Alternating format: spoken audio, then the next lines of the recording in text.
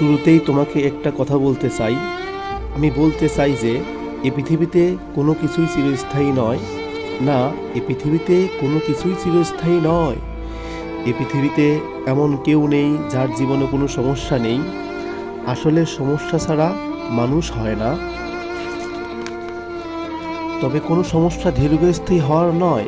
যার জন্ম হয়েছে তার মৃত্যু হবে, যেটা শুরু হয়েছে সেটা শেষ হবে। জীবনের সমস্যা এসছে মানে এই সমস্যা চলে যাবে, এতটা দুশ্চিন্তা করো না, এত মন খারাপ করো না।